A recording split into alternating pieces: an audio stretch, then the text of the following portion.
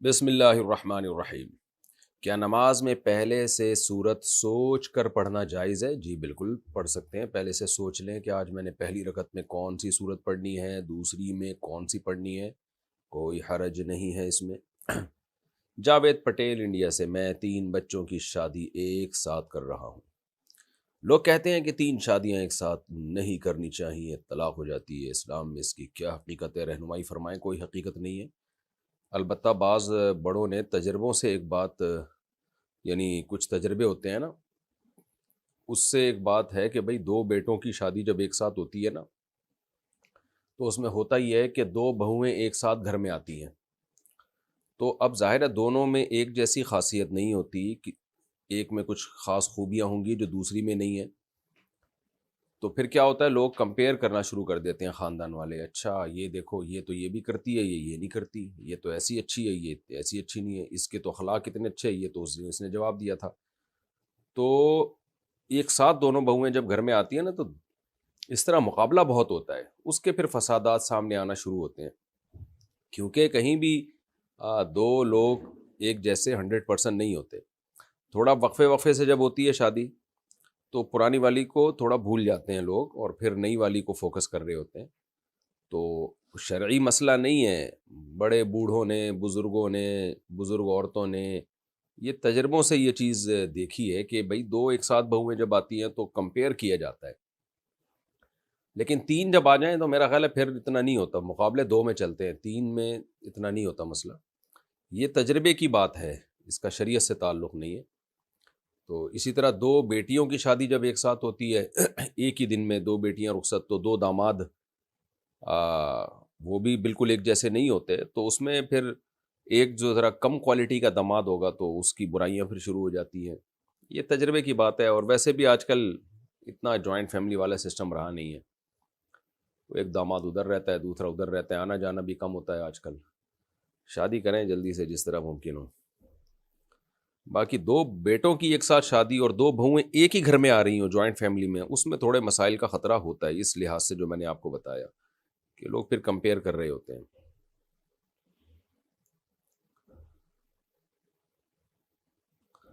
اچھا یہ 2 بہنوں سے شادی ہو رہی ہو نا، 2 بھائیوں کی، پھر اتنا مسئلہ نہیں ہوتا، وہ تو 2 بہنیں ہیں، ایڈجسٹ ہو جاتی ہیں۔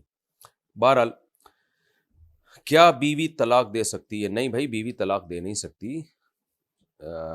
او بیدہ عقدۃ النکاح، اللہ نے نکاح میں ہاں کرنے کا اختیار تو بیوی کو دیا ہے، واپسی کا بیوی کو اختیار نہیں دیا۔ یہ مسئلہ میں بار بار بیان کر چکا ہوں۔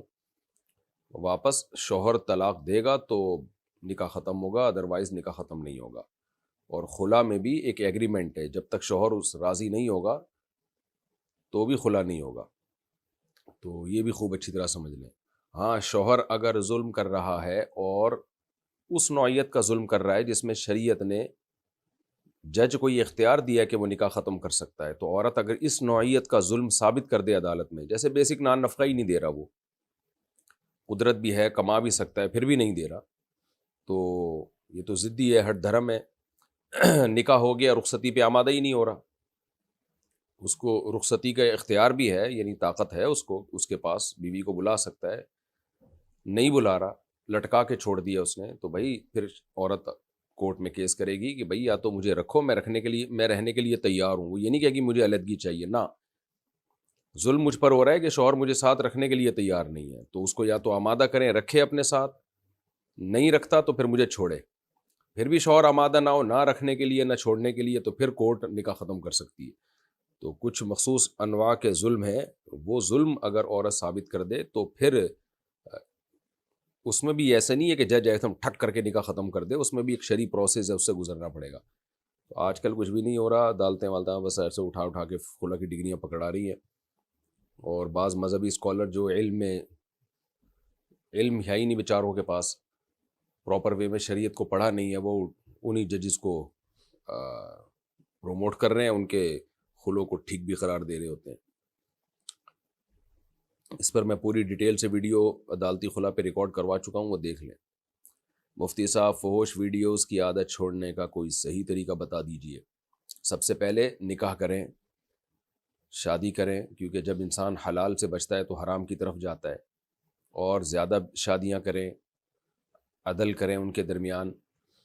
اللہ تعالیٰ نے مرد میں ڈیزائر زیادہ رکھی ہیں. اس زمانے میں تو زیادہ ضرورت ہے خواتین کو بھی کیونکہ ان کو رشتے نہیں مل رہے، اور مردوں کو بھی کیونکہ ان کی شہوت کو بڑھانے والے بھڑکانے والے ذرائع بہت زیادہ ہیں. زنا کی طرف بھی بلانے والی چیزیں بہت زیادہ ہیں. تو اس لیے سب سے پہلا حل جو اللہ اس کے رسول نے بتایا، نکاح. دوسری بات یہ، بہت سے لوگ شادی کے بعد بھی نہیں چھوڑتے، یہ ٹھڑک ہوتی ہے ان میں. تو کسی شیخ سے باقاعدہ اصلاحی تعلق قائم کریں. تبلیغ میں 4 مہینے کے لیے نکل جائیں، کسی اللہ والے کی صحبت میں بیٹھیں. خاص طور پر یہ جو فحش چیزیں دیکھنے کی جن کو عادت پڑی ہے نا، حضرت فیروز میمن صاحب ہیں، حضرت حکیم اختر صاحب رحمہ اللہ تعالیٰ کے اجل خلفاء میں سے ہیں، ان کی صحبت میں جا کے بیٹھیں. کے پی کے میں حضرت پیر مختار الدین شاہ صاحب ہیں، ان کی صحبت اختیار کریں، وہاں جا کے رہیں، خانقاہ میں ٹائم گزاریں ان کے ساتھ. اور بھی ہمارے مشائخ اکابر بزرگ ہیں. جامع الرشید میں حضرت مولانا قاسم صاحب ہیں، حضرت مفتی رشید احمد صاحب رحمہ اللہ تعالیٰ کے خلیفہ، ان کے سے اصلاحی تعلق قائم کریں. میرے شیخ مرشد ہیں حضرت مفتی عبدالرحیم صاحب، لیکن ان کے پاس وقت نہیں ہے تو وہ جو ہے، ورنہ بڑے اللہ والے بزرگ ہیں، وہ ان کی صحبت اختیار کریں. لیکن کیونکہ اب وہ زیادہ مصروف ہیں تو شاید وہ اپنے مریدوں کو، میرا خیال ہے آسانی سے وہ بیعت بھی نہیں کریں گے، کیونکہ وہ ٹائم نہیں دے پاتے تو پھر بیعت بھی نہیں کرتے. تو مولانا قاسم صاحب ہیں، فیروز میمن صاحب ہیں، یہ سارے حضرت مختار الدین شاہ صاحب ہیں، ان لوگوں کی صحبت میں، بزرگوں کی صحبت میں جا کے بیٹھیں، ٹائم گزاریں، تبلیغ میں وقت لگائیں. یہ دوسرا کام ہو گیا. تیسرا کام کیا کرنا ہے؟ جب بھی گناہ ہو جائے اپنے اوپر کوئی سزا متعین کریں، اپنے آپ کو ایسے چھوڑے نہیں. اور یہ ایک دم سے نہیں چھوٹے گا، آہستہ آہستہ یہ گناہ چھوٹے گا. تو لوگ مایوس ہو جاتے ہیں کہ ہم نے تو توبہ کی تھی پھر گناہ ہو گیا ہم سے. آرام آرام سے چھوٹے گا، مایوس نہ ہو اور پیچھے پڑے رہیں کہ میں نے گناہ کو چھوڑنا ضرور ہے. 100 بار اگر توبہ ٹوٹتی ہے تو کوئی بات نہیں، 100 بار توبہ کریں. آپ بار بار توبہ کریں گے، اللہ توبہ قبول کرتے ہوئے نہیں تھکتا. خوب سمجھ لو، آپ توبہ کر کے تھکیں گے، اللہ نہیں تھکے گا.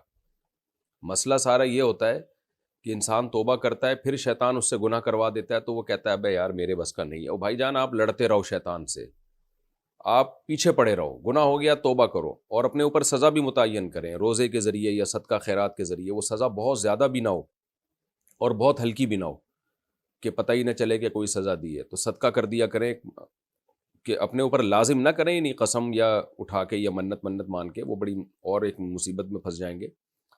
تو عزم کریں پکا کہ اگر مجھ سے یہ گناہ ہوا تو میں اتنی رقم صدقہ کروں گا، یا میں اتنے روزے رکھوں گا، یا میں اتنی رکعت 24 گھنٹے سے پہلے نماز پڑھوں گا. اور پھر وہ بہت زیادہ سزا نہ ہو کہ وہ سزا دینا ہی مصیبت بن جائے آپ کے لیے، اور بہت ہلکی بھی نہ ہو کہ جی میں 5 روپے صدقہ کروں گا. 5 روپے میں کیا ہوتا ہے بھائی؟ تو وہ ہر آدمی کی آمدن اور اس کی صحت اس کے حوالے حساب سے مختلف ہے. تو کچھ سزا متعین کریں تو انشاءاللہ یہ گناہ چھوٹ جائے گا. دنیا میں کوئی بیماری ایسی نہیں ہے جس کا اللہ نے علاج نہ رکھا ہو. تو یہ بھی ایک بیماری ہے، لیکن سیریس ہو جائیں اس کو چھوڑنے میں. مصیبت نوجوانوں کے ساتھ یہ ہے کہ وہ چاہتا ہی نہیں ہے چھوڑنا. گناہ میں جب پڑ جائیں نا تو ان کا ارادہ ہی نہیں کرتے مضبوط.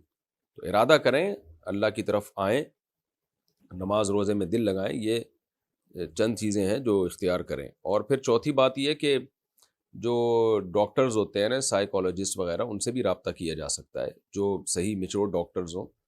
تو وہ بھی کچھ ایسے طریقے بتا دیتے ہیں جس سے اس گناہ کی جو عادت جو ہے وہ چھوٹ جاتی ہے. لیکن 3 پہلی جو چیزیں ہیں اس کو زیادہ فوکس کرنا پڑے گا آپ کو. کسی شیخ سے باقاعدہ اصلاحی تعلق، اور یا تبلیغ جماعت میں وقت لگانا، یا بلکہ سب سے پہلے نکاح کرنا. نکاح میں جلدی کریں، 1 سے زیادہ بیویاں رکھیں، ان کے حقوق بھی پورے کریں. اپنے خرچے پہ کریں وہ، لیکن ان کے اپنے حقوق بھی پورے کریں. دوسری بات شیخ سے اصلاحی تعلق، تبلیغ میں وقت. تیسرا گناہ پہ اپنے سزا متعین. اور چوتھا کسی جو نفسیات سے کا علم جاننے والے ڈاکٹرز ہیں ان سے بھی رابطہ کریں.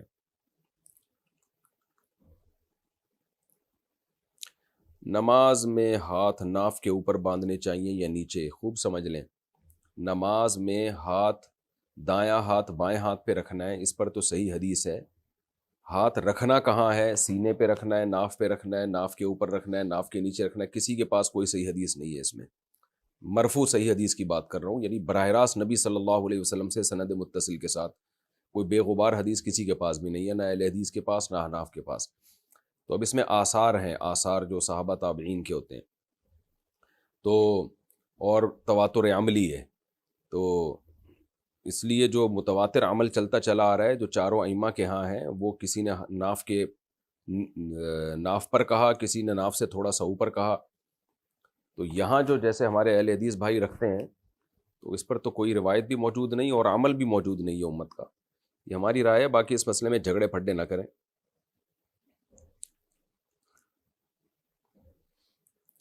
وہ صحیح ابن خزیمہ کی اہل حدیث حضرات روایت پیش کرتے ہیں سینے پہ ہاتھ باندھنے کی، وہ حالانکہ وہ صحیح ہے نہیں. تو سعودی عرب کے علماء بھی اس کو ضعیف کہتے ہیں. اس پہ میں موقع ملا تو انشاءاللہ ریفرنس کے ساتھ اور ڈیٹیل کے ساتھ کلپ ریکارڈ کروا دوں گا، اور عرب علماء کا بھی حوالہ ڈال دوں گا. کہ تبھی آپ نے ائمہ حرمین کو بھی دیکھا ہوگا کہ سینے پہ ہاتھ نہیں رکھتے وہ لوگ نماز کے دوران. اچھا بھائی، محمد سرفراز انڈیا سے، دجال کے فتنے سے بچنے کے لیے ہمیں سورہ کہف پڑھنے کا حکم ہے، لیکن سورہ کہف میں کہیں دجال کا ذکر نہیں. تو اللہ پاک نے ہمیں جو سورہ کہف پڑھنے کا حکم دیا، اس کے پیچھے وجہ کی وضاحت فرما دیجیے. دیکھیں سورہ کہف میں اللہ تعالیٰ نے ان چند نوجوانوں کا ذکر کیا ہے جنہوں نے اللہ کی خاطر اپنے علاقے کو چھوڑا، اور اللہ نے ان کی کیسے غیب سے مدد کی کہ 300 سال سے زیادہ عرصہ وہ غار میں سوتے رہے، اور اٹھ کے جب آئے تو پورے حالات چینج ہو چکے تھے. تو اس سے پتہ چلتا ہے کہ اللہ تعالیٰ کسی کی مدد کرنے میں اسباب کا محتاج نہیں ہے، اگر آپ اللہ پہ اعتماد اور کامل توکل کرتے ہیں. تو کیسی اللہ نے ان کی مدد کی؟ تو دجال جب آئے گا نا تو اسباب کی دنیا میں ایسا ہی لگے گا کہ اس سے لڑنا، اس سے مقابلہ کرنا ممکن نہیں ہے. لیکن اس وقت جو لوگ دین پہ ڈٹ جائیں گے، یہ نہیں دیکھیں گے یہ پبلک کدھر کو جا رہے، پبلک تو دجال کی طرف جائے گی. جو پبلک ہوگی نا وہ تو دجال کو فالو کرے گی نا، اس کی طاقتیں، اس کی قدرتیں دیکھ کر جو اللہ نے اس کو دی ہوں گی، متاثر ہوگی اس سے. لیکن جو اصحاب کہف کے جو نوجوان تھے وہ اکثریت سے متاثر نہیں ہوئے، بلکہ انہوں نے حق کے راستے کو فالو کیا. تو ہمیں سورہ کہف میں یہ موٹیویشن ملتی ہے کہ طاقت اور قوت کو نہیں دیکھنا کہ طاقت کا توازن کدھر ہے، پبلک کا توازن کدھر ہے، اس کو نہیں دیکھنا، تم نے حق کو فالو کرنا ہے.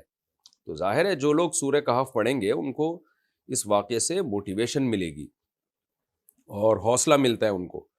تو دوسری بات، اسی صورت میں یعنی ان کو پھر اللہ توفیق دیں گے کہ بھئی یہ حوصلہ دجال کے وقت میں بھی تمہیں ملے گا. دوسرا اس میں اللہ نے حضرت ذوالقرنین کا واقعہ بیان کیا ہے کہ کیسے انہوں نے مشرق، مغرب، شمال، جنوب میں اللہ کے دین کو غالب کیا، اور اللہ نے کیسے ان کی مدد کی. ایسی ایسی قوموں کے پاس گئے جن کی زبانیں بھی نہیں جانتے تھے، تو وہاں بھی جا کے انہوں نے اسلام کو دنیا میں غالب کیا. تو اللہ کے نام پہ وہ جب پوری دنیا کو فتح کر سکتے ہیں، تو جو دجال کے مقابلے میں مسلمان ہوں گے ان کو بھی یہ بتایا جا رہا ہے کہ اگر تم دین پہ ڈٹ گئے تو شکست دجال کو ہوگی، تمہیں اللہ تعالیٰ غلبہ عطا فرمائیں گے. تو حضرت ذوالقرنین کے واقعے سے بھی ہمیں سورہ کہف میں موٹیویشن ملتی ہے. پھر اللہ نے اسی صورت میں حضرت موسیٰ علیہ السلام کا اور حضرت خضر علیہ السلام کا بھی واقعہ بیان کیا ہے. اس میں بھی اللہ نے کیسی غیبی مدد کی ہے ان یتیم بچوں کے ساتھ، جن کی دیوار کو خضر علیہ السلام نے جا کے ایسے سیدھا کر دیا تاکہ ان کا خزانہ محفوظ ہو. تو اس سے پتہ چلتا ہے بھائی باطل لوگوں کے لیے غیب سے کیسے ان کے کو نقصان پہنچانے کے اللہ کی طرف سے انتظام ہو رہے ہوتے ہیں، جو خضر علیہ السلام کے واقعے میں ہمیں ملتا ہے، اور کیسے نیک لوگوں کی مدد، ان کی اولادوں تک کی مدد ہو رہی ہوتی ہے. تو یہاں بھی ہمیں پتہ چلتا ہے کہ بھئی اللہ بہت سارے کام بہت ساری مخلوق سے تکوینی طور پہ لے رہے ہوتے ہیں، ہمیں پتہ بھی نہیں ہوتا. تو فتنے کے دور میں جو اللہ کے دین کے ساتھ قائم ہوگا، دجال سے بڑا تو کوئی فتنہ ہو نہیں سکتا، تو جو اللہ کے دین کے ساتھ قائم ہوگا، اللہ اپنی ایسی مخلوق سے اس کی مدد لیں گے جو اس نے جہاں اس کا تصور بھی نہیں ہوگا. تو ان سب چیزوں سے ہمیں موٹیویشن ملتی ہے، حوصلہ ملتا ہے کہ فتنوں کے دور میں ہم نے حق کے ساتھ کھڑا ہونا ہے. تو ظاہر ہے دجال سے بڑا فتنہ کیا ہو سکتا ہے. تو وہاں بھی ہم نے طاقت، قوت اور اکثریت کو نہیں دیکھنا بلکہ حق کو دیکھنا ہے.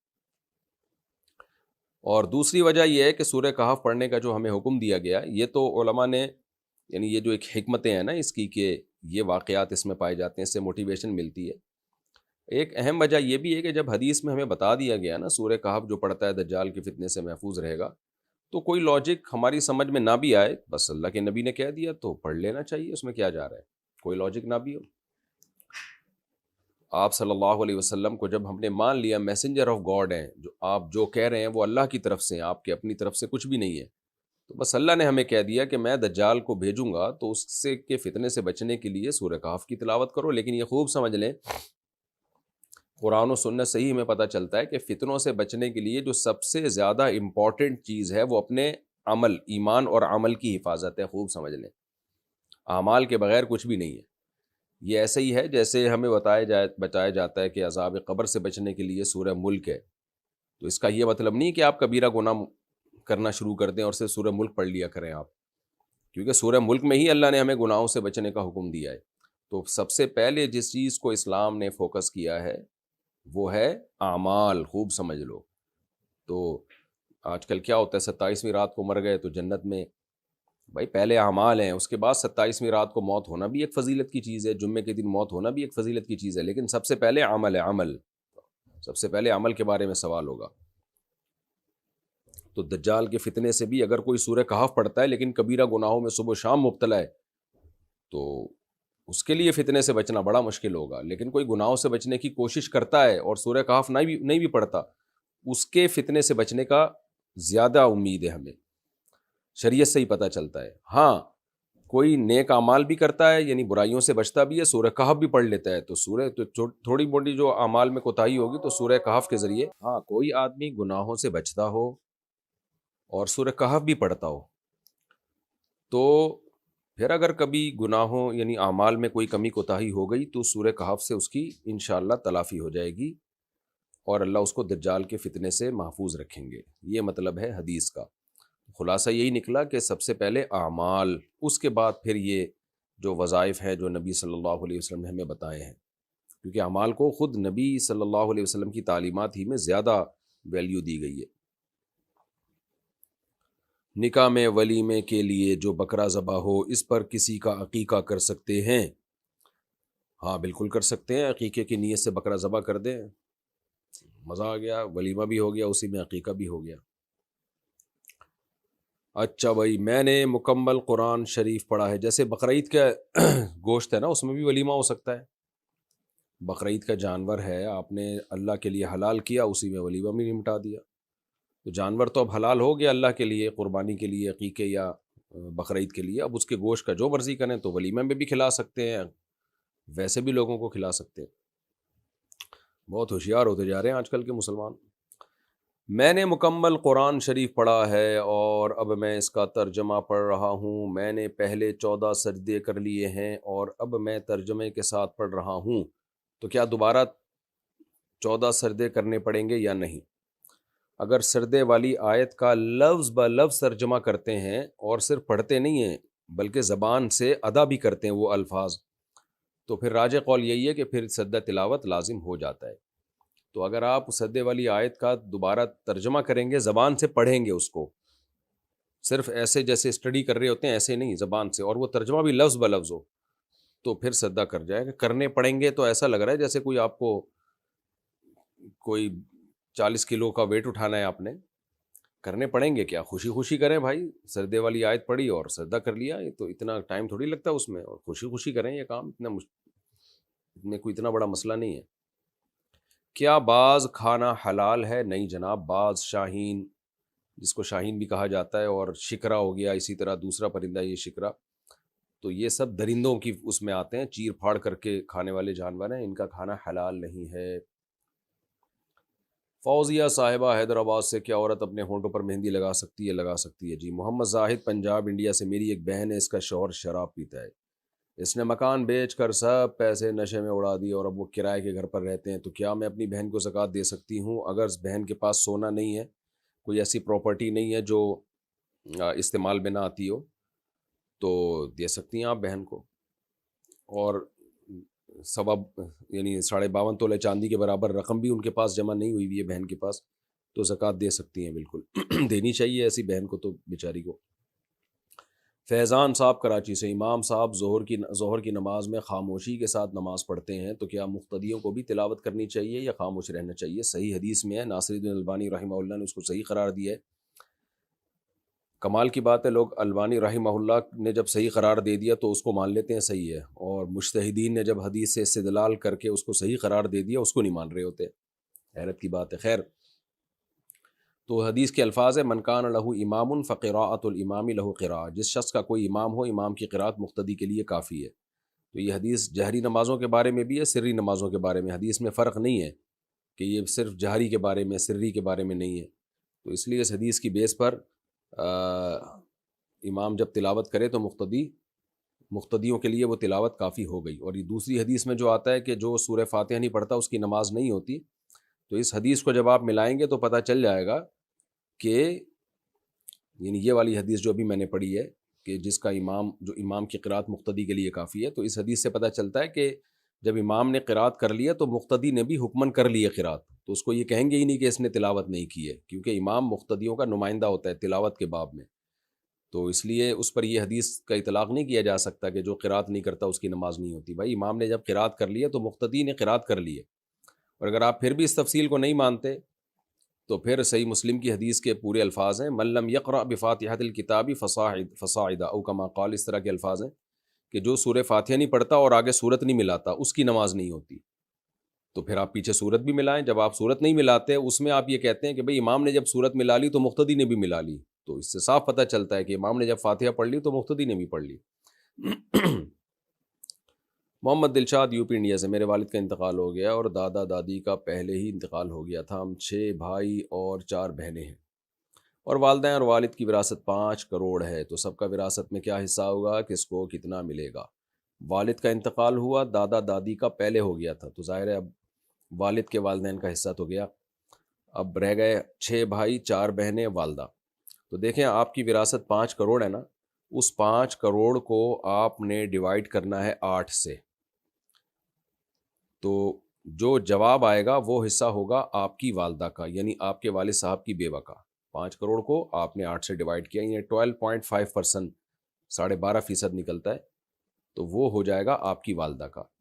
تو والدہ کا حصہ نکالنے کے بعد جو بھی بچ جائے 5 کروڑ میں سے، جب آپ 8واں حصہ نکال کے جو بچے گا، تو آپ ہیں 6 بھائی اور 4 بہنیں، 6 دونی 12، 13، 14، 15، 16، جو بچے اس کو 16 پہ ڈیوائڈ کر دیں، جو جواب آئے وہ ایک بہن کا حصہ ہوگا، اس کا ڈبل بھائی کا حصہ ہوگا۔ پھر بھی آرام نہ آئے تو قریبی معالج سے رجوع کریں، مطلب یہ کہ پھر بھی اگر جواب سمجھ میں نہ آئے تو کسی قریبی مفتی سے رجوع کریں جو آپ کے علاقے کے قریب رہتے ہوں۔ میرا خیال سمجھ میں آ گیا ہوگا۔ یو پی انڈیا میں بہت سارے مدارس ہیں۔ محمد فردین حیدرآباد سے، انڈیا سے، حیدرآباد انڈیا، کیا اسلام میں MLM کمپنی یعنی نیٹ ورک مارکیٹنگ بزنس جائز ہے یا نہیں؟ جائز نہیں ہے، اس کے کئی دفعہ میں جواب دے چکا ہوں، اور اس کے ناجائز ہونے کی وجہ بھی کئی دفعہ بیان میں کلپ میں بتا چکا ہوں، جائز نہیں ہے یہ۔ اچھا میرے بھائی تمنا انصاری انڈیا سے، جب عورت نماز پڑھ رہی ہو اور وہاں پر غیر محرم موجود ہوں تو کیا چہرے اور ہتھیلیوں کا پردہ لازم ہے؟ جی بالکل لازم ہے، جوان عورت کے لیے تو پردہ چہرے پہ ڈال کے نماز پڑھیں وہ۔ مرسلین غازی آباد، میرا ڈاؤن لوڈنگ کا کام ہے، میری ایک چھوٹی سی دکان ہے جس میں میں مووی ڈاؤن لوڈ کر کے پیسے کماتا ہوں، کیا یہ میرے لیے جائز ہے؟ کہاں سے جائز ہو گیا؟ اگر ایسی مووی ہے جو ڈاکومنٹری ہے کوئی، یا یہ کہ کوئی معلوماتی کوئی سائنسی کوئی پروگرام پر مشتمل مووی ہے، وہ تو ٹھیک ہے، یعنی اس سے پیسے کمانا جائز ہے۔ باقی جو مووی ہوتی ہیں فلموں ڈراموں کی، یہ حرام ہے اس سے پیسے کمانا۔ کیا بڑا جنازہ جنتی ہونے کی نشانی ہے؟ حدیث میں بشارت دی گئی ہے جس کے جنازے میں زیادہ لوگ شریک ہو، لیکن یہ جو بشارت ہے یہ اس کی حیثیت وہی ہے جو جیسے کسی عمل پہ جنت کی بشارت ہوتی ہے۔ تو تمام حدیثوں کو جب سامنے رکھا جائے، تبھی کبھی بھی ایک حدیث کو سامنے رکھ کے فیصلہ نہیں کیا جاتا، تمام حدیثوں کو سامنے رکھ کے فیصلہ کیا جاتا ہے۔ جو سب حدیثوں کو سامنے رکھ کے فیصلہ کریں گے تو پتہ چلتا ہے کہ سب سے پہلے عمل ہے، اگر آپ کبیرہ گناہوں سے بچتے تھے تو آپ کے جنازے میں 2 آدمی بھی ہوں آپ کی بخشش ہو جائے گی. اگر آپ کبیرہ گناہوں سے نہیں بچتے تھے تو پوری دنیا بھی آپ کے جنازے میں آ گئی، آپ کی بخشش کا چانس بہت کم ہے، کیونکہ اللہ نے فرمایا کہ جو گناہ کر رہے ہیں ان کو اس کی سزا ملے گی. ہاں، اگر آپ کبیرہ گناہوں سے بچتے تھے، صغیرہ گناہ تھے اور جنازے میں بہت زیادہ لوگ شریک ہوئے، تو اللہ کی رحمت سے امید ہے کہ اس جنازے میں کی کثرت کی بیس پر، کیونکہ بہت زیادہ لوگ آپ کے لیے دعا مانگ رہے ہیں، تو اس کی بہرحال فضیلت ہے، تو بخشش کا امکان بڑھ جاتا ہے ایسی صورت میں. لیکن سب سے پہلے بہرحال عمل ہے. میری نگاہ بہت کمزور ہے، بہت موٹا چشمہ لگا ہوا ہے، ڈاکٹر نے آپریٹ کا کہا ہے. اس آپریشن میں آنکھوں کے اندر جو لینس ہوتا ہے اسے نکال کر ڈاکٹر کے بنائے ہوئے لینس لگ جاتے ہیں، جس کا کوئی نقصان بھی نہیں ہے. تو کیا اللہ نے جو آنکھ میں یہ لینس بنایا ہے میرے لیے اسے نکال دینا جائز ہے؟ ڈاکٹر کو بھی اللہ نے ہی بنایا ہے، اور ڈاکٹر نے جو لینس بنایا ہے اس کو ریپلیس کرنے کے لیے وہ بھی اللہ کی حکم سے ہی ڈاکٹر نے بنایا. تو بیماری کا علاج شرعاً جائز ہے. اپنی باڈی میں کانٹ چھانٹ جب جائز نہیں ہے جب یہ زینت کے طور پر ہو. جیسے آپ کی موٹی ناک ہے، اللہ نے بنائی، کسی کی موٹی ناک کسی کی پتلی ناک ہوتی ہے، اب آپ اس کو خوبصورت بنانے کے لیے باریک بنا رہے ہیں، یہ حرام ہے، ناجائز ہے.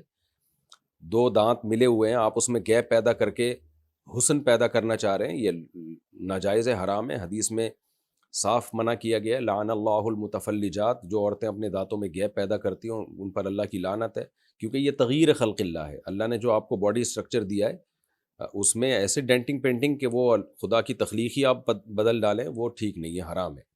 البتہ کسی عیب کو دور کرنا، جیسے ایکسیڈنٹ ہو گیا تو آپ کی الائنمنٹ آؤٹ ہو گئی، اس کو سیدھا کرنا، کوئی عیب پیدا ہو جائے تو اس کا تو علاج بالکل جائز ہے. کوئی تیزاب گر گیا تو پلاسٹک سرجری سے وہ اس عیب کو دور کرنا یہ بالکل جائز ہے، کیونکہ علاج اسی لیے ہوتا ہے کہ کوئی آپ کے اندر باڈی میں فالٹ پیدا ہو جائے تو اس فالٹ کو ٹھیک کرنے کا نام علاج ہے. تو اسی طرح اگر آپ کی نظر بہت کمزور ہے، اتنا موٹا چشمہ لگا ہوا ہے، تو ڈاکٹر کہہ رہے ہیں کہ یہ آپریشن کے ذریعے یہ چشمہ اتر جائے گا تو دوسرا لینس لگا دیں، تو اس میں کوئی حرج نہیں ہے. یا اس لینس میں کوئی لیزر ٹریٹمنٹ کے ذریعے اس کی ایڈجسٹمنٹ کو ٹھیک کر دیں، تو دونوں طرح سے جائز ہے. اکرم حسین انڈیا سے، مجھ سے میری بیوی نے اپنے آپ کو غلطی سے یہ کہا کہ ہاں مجھے نبی سمجھو، کیا اس سے نکاح پر کوئی فرق پڑا ہے یا نہیں؟ نہیں جی، کوئی نکاح پہ فرق نہیں پڑا. اس کا مطلب کوئی پیغمبر کی توہین نہیں ہوتی معاذ اللہ، اور نہ ہی اپنے آپ کو نبی بنانا ہوتا ہے. یہ طنزیہ ایک لہجہ ہے کہ یہ طنزیہ لہجے میں نا کسی پہ طنز کرنے کے لیے کہ کوئی آپ کی بات کو ویلیو نہیں دے رہا ہوتا تو ایسے الفاظ کہے جاتے ہیں. لیکن پھر بھی توبہ استغفار کر لیں، آئندہ ذرا احتیاط کریں ایسے الفاظ استعمال کرنے میں. اعظم گڑھ، اگر کوئی جھوٹا قرآن اٹھا لے تو اس کا کیا کفارہ ہے؟ بہت بڑا جرم ہے میرے بھائی قرآن اٹھا کے جھوٹی قسم اٹھانا، پتہ نہیں کیا ہوتا ہے. اس کا کوئی کفارہ نہیں ہے. کفارہ مستقبل کی قسم کا ہوتا ہے کہ آپ نے قسم اٹھائی یہ کروں گا اور آپ نے نہیں کیا، یا یہ نہیں کروں گا اور کر لیا، تو اس کا کفارہ ہوتا ہے کہ 10 غریبوں کو 2 ٹائم کا کھانا کھلانا. تو اس طرح کی جو قسم اٹھاتے ہیں ماضی کی کسی بات پر، یہ کبیرہ گناہ ہے. اس کا کفارہ یہی ہے کہ بس آپ بتا دیں بھائی میں نے جھوٹی قسم اٹھائی تھی، میں توبہ استغفار کرتا ہوں اور اللہ مجھے معاف کرے. کیا قرآن پاک بغیر وضو کے پڑھا جا سکتا ہے؟ جی پڑھا جا سکتا ہے، ہاتھ نہیں لگا سکتے آپ. چھپکلی کا پاخانہ پاک ہے یا نہیں؟ کیا باتیں کر رہے ہو میرے بھائی. مسجد میں میرے پیر کے نیچے چھپکلی کا پاخانہ لگ گیا تو کیا صورت میں مجھے دوبارہ وضو کرنا ہوگا؟ نہیں جی، دوبارہ وضو نہیں کرنا ہوگا، پاؤں دھو لیں.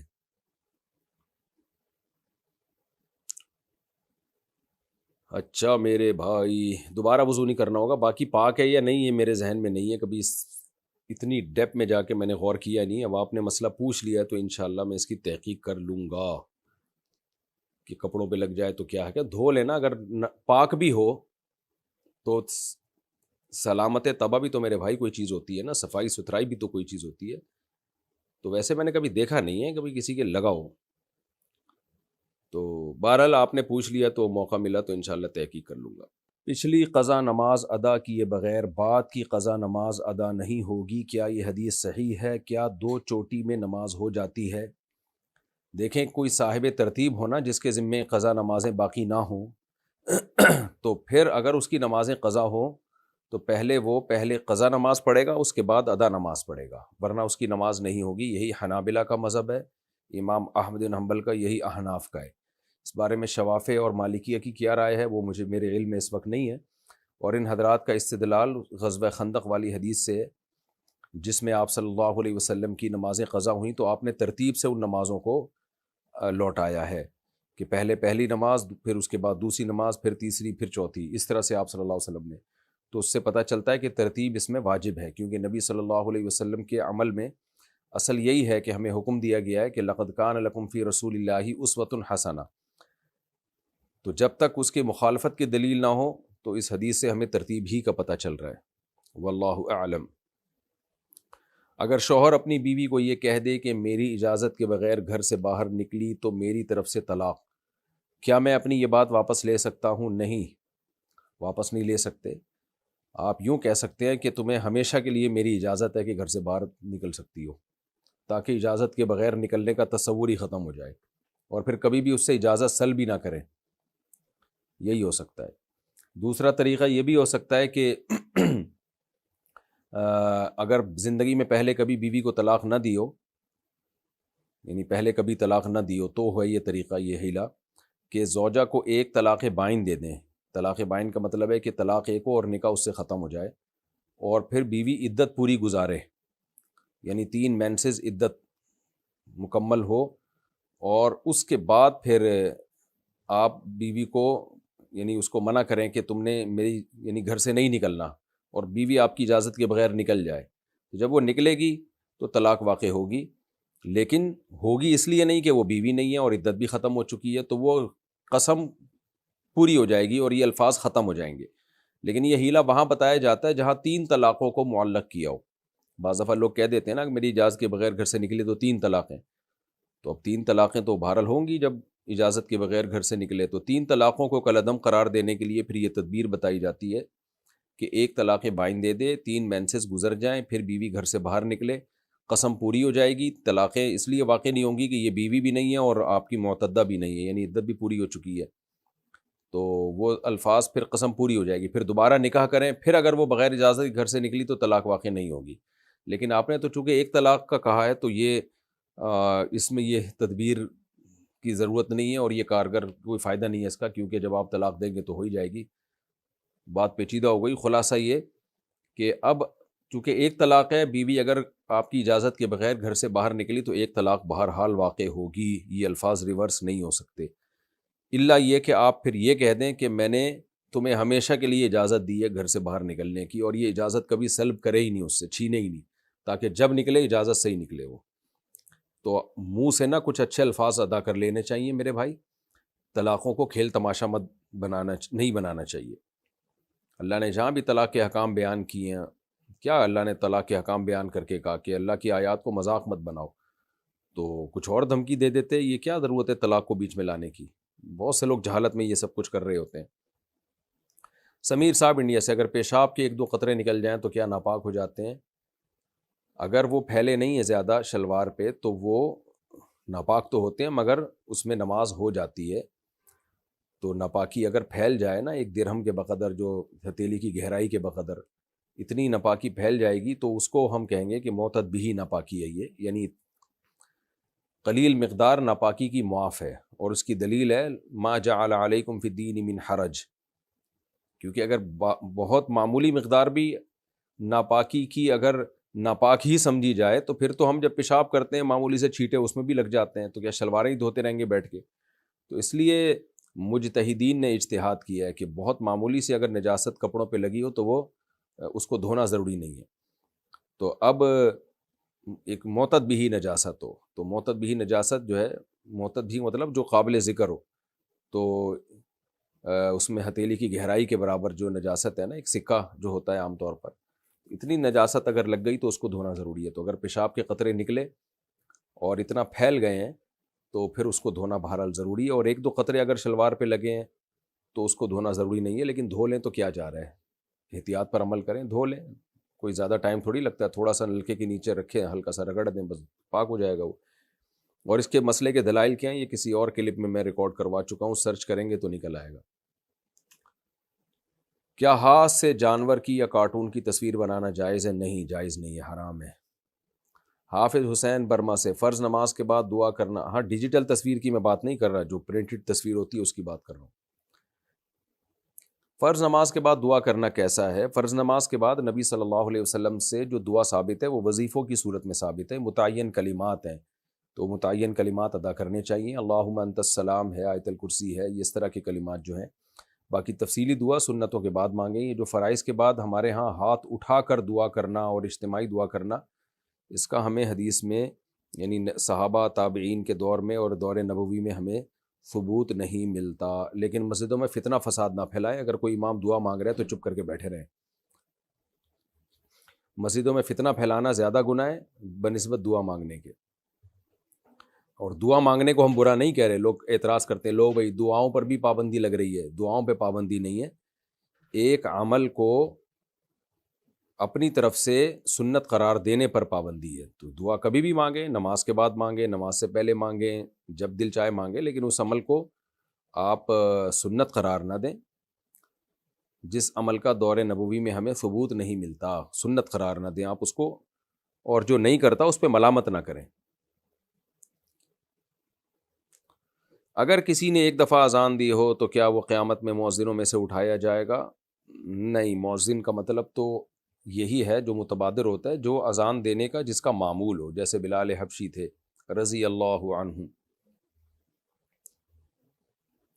سلمہ صاحبہ سہارنپور انڈیا سے، کیا فجر کی 2 سنت جماعت سے پہلے پڑھنا ضروری ہے؟ اگر جماعت کھڑی ہو گئی تو سنت بعد میں پڑھ سکتے ہیں، سنت بعد میں اشراق کے وقت پڑھ سکتے ہیں، فوراً بعد نہیں۔ حدیث میں جو آتا ہے فرض کے بعد 2 سنت، تو اس بات سے مراد ہے اشراق کے وقت۔ عبداللہ بن عمر سے یہ بات ثابت ہے۔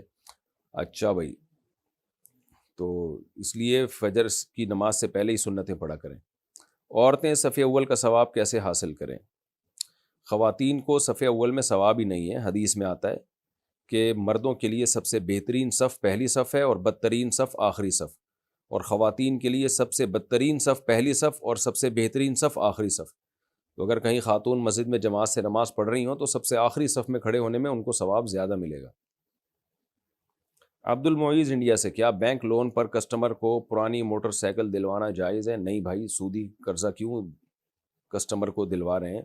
سودی قرضہ دلوانے میں تعاون کرنا بھی حرام ہے۔ زبان کی حفاظت کس طرح کی جائے؟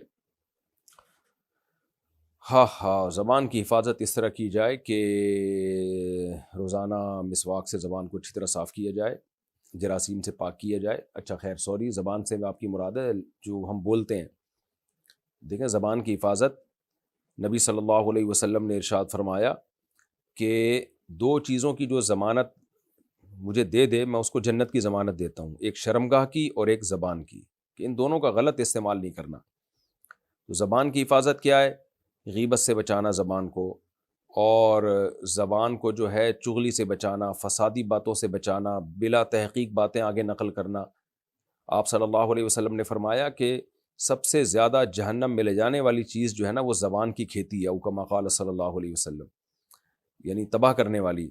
حدیث کا مفہوم بیان کر رہا ہوں کہ زبان بہت چیزیں کاٹتی ہے، تو اس لیے جب بھی کوئی الٹی بات زبان سے ہونا، اپنے اوپر جرمانہ متعین کریں کہ جب بھی کوئی الٹی بات زبان سے نکلے گی اتنے پیسے صدقہ کروں گا۔ اور روایت میں آتا ہے من صمت نجا، جو خاموش رہ گیا وہ نجات پا گیا۔ تو اصل خاموش رہنا ہے، جب تک بولنے کی کوئی معقول ریزن نہ ہو چپ بیٹھے رہیں۔ آج چپ بیٹھنا بڑا مشکل کام ہو گیا ہے، اور ویسے یہ چیزیں اہل اللہ کی صحبت سے بھی حاصل ہوتی ہیں۔ تبلیغ میں بھی وقت لگائیں، تبلیغ والوں کو ہم نے دیکھا ہے کہ بہت ساری چیزوں سے وہ محفوظ ہو جاتے ہیں، اور اللہ کی بڑائی بیان کرتے کرتے نا پھر ان کو فضول چیزوں سے کی عادت ہی نہیں رہتی۔ کسی کمپنی کی پروڈکٹ کی ایڈورٹائزمنٹ پہ جو پیسہ ملتا ہے وہ حلال ہے یا حرام ہے؟ اگر کمپنی کی پروڈکٹ حلال ہے تو اس کی ایڈورٹائزمنٹ کی آمدن بھی حلال ہے۔ اگر کمپنی حرام چیزیں بیچ رہی ہے، شراب بیچ رہی ہے، تو اس کی ایڈورٹائزمنٹ پہ جو پیسہ ملے گا وہ بھی حرام ہوگا۔ زوجہ منصور، ہماری طرف اگر کسی کو پھوڑا پھنسی نکل آئے یا مونچھ آ جائے تو دودھ، نمک اور آٹے کی موٹی سی لئی بنا کر اس جگہ پر لگاتے ہیں، کیا یہ رزق کی بے حرمتی ہے؟ بھائی ضرورت کے لیے جائز ہے، اب بے حرمتی دیکھیں یا پھوڑا دیکھیں اس کا، اگر آپ کا خیال یہ کہ اس سے وہ ٹھیک ہو جاتا ہے تو لگا دیں، تو پھوڑے کے علاج کے لیے ٹھیک ہے۔ اگر یعنی ٹھیک کا مطلب جائز ہے، باقی ٹھیک ہے یا نہیں تو ڈاکٹر حکیم ہی بتائیں گے، شرعاً جائز ہے یہ۔ وہ جو پھوڑا نکلا ہوا ہے وہ انسانیت کی بے حرمتی نہیں ہو رہی اس پھوڑا نکلنے سے جو اس میں پیپ بھر گئی ہے؟ حیدر علی شاہ: کیا میں والدین کی اجازت کے بغیر جہاد کی تربیت کے لیے جا سکتا ہوں؟ مجھے شہادت کی موت حاصل کرنے کا شوق ہے، اس بارے میں قرآن و حدیث کے ذریعے بتا دیے۔ جہاد جب فرض عین ہو جائے تو ماں باپ کی رضا ضروری نہیں ہے، پھر اس میں ماں باپ کی مرضی کے بغیر بھی جانا جائز ہے، لیکن یہ فیصلہ کرنا کہ کہاں شرعی جہاد ہو رہا ہے کہاں نہیں ہو رہا، یہ آپ خود سے فیصلہ نہ کریں، کیونکہ بہت ساری تنظیمیں نوجوانوں کے جذبات کو غلط استعمال کر کے غلط جگہوں پر لے جاتی ہیں، غلط لوگوں کا اعلی کار بنا دیتی ہیں۔ تو صرف گیٹ اپ سے متاثر نہ ہوں، جب دنیا میں کوئی ڈیزاسٹر ہوتا ہے، کوئی بھی مسائل ہوتے ہیں تو بہت 2 نمبر لوگ اس میں پڑ جاتے ہیں۔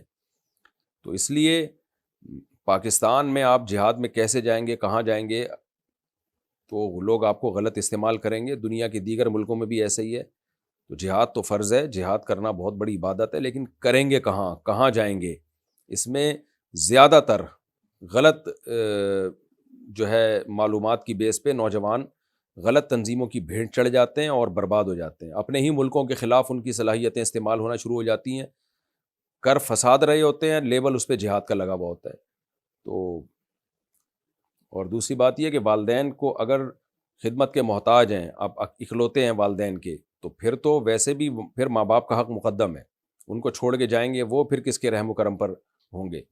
تو یہ جب ہے جب والدین خدمت کے محتاج نہ ہوں۔